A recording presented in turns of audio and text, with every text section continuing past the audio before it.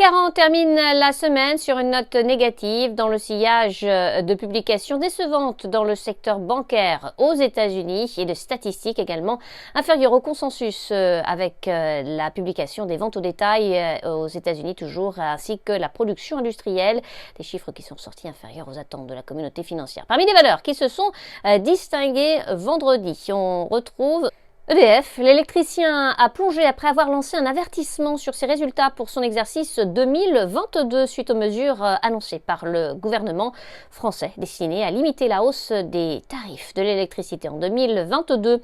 Le groupe estime que les conséquences financières ne peuvent pas être déterminées de façon précise à ce stade.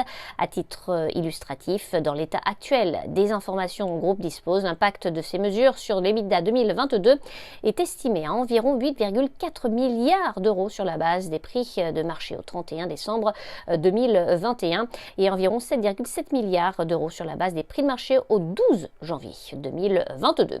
Dans le reste de l'actualité, Air France-KLM, le conseil d'administration de la compagnie aérienne a approuvé la décision du conseil de surveillance de KLM, prise en concertation étroite avec Peter Elbers, directeur général et président du directoire de KLM, selon laquelle Peter Elbers n'effectuera pas un troisième mandat.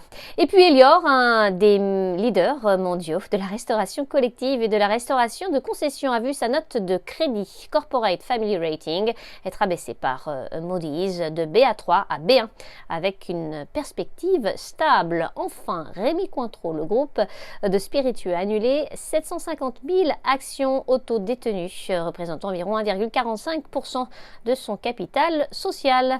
À New York, Sabrina Cagliosi pour Trading Central. Je vous souhaite une très belle fin de journée à tous. À demain.